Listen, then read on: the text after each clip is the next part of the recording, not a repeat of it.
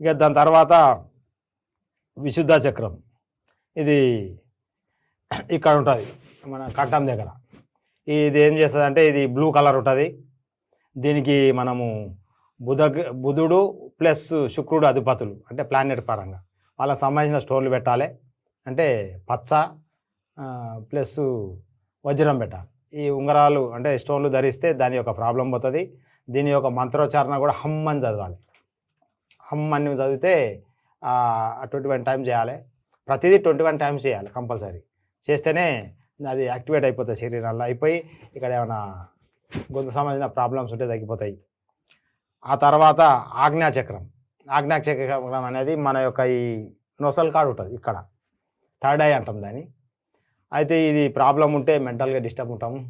దానికి ఏం చేయాలంటే ఈ ఆజ్ఞాచక్రం బాగాలేనోడు మెంటల్ అవుతాడు. అంటే ఏం మాట్లాడుతుండో తెలియదు, ఏం చేస్తుండో తెలియదు. దానికి అధిపతి ఎవరు అంటే గురుగ్రహం. దానికి సంబంధించిన ఎల్లో సఫైర్ అంటే కనకపుష్య రాగం పెట్టాలి. అది పెడితే ఆ చక్రం యాక్టివేట్ అవుతుంది. ఇక దానికి ఓం అనే ఉచ్చారణ చేయాలి 21 టైమ్స్ మార్నింగ్ అవర్స్. ఇక దాని తర్వాత మనకు లాస్ట్ది సహస్ర అంటే నెత్తి పైన ఉంటుంది. అంటే మన నెత్తి యొక్క మాడ అంటాం, చిన్నప్పుడు మాడ అంటే తెలుస్తుంది, ఇక్కడ ఉంటుంది.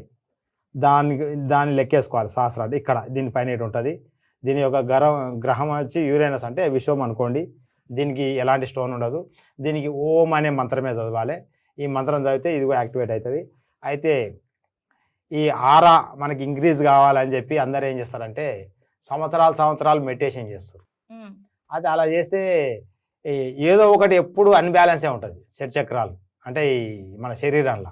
దాని కొరకు ఏం చేయాలంటే మీరు మా దగ్గరకు వస్తే మేము చెక్ చేసి మీకు ఏ చక్రం ప్రాబ్లం ఉంది, ఎక్కడ బ్లాకేజ్ ఉంది, ఏం ప్రాబ్లం ఉంది అనేది మేము మా దగ్గర ఉన్న స్కానర్తో చెక్ చేసి మీ యొక్క ప్రాబ్లం సరి చేసి దానికి సంబంధించిన స్టోన్ మీకు ఇవ్వడం జరుగుతుంది. అది పెట్టుకుంటే మీకు ఈ ఆరా బూస్టింగ్ అయ్యి ఆరా పెరిగిపోతుంది.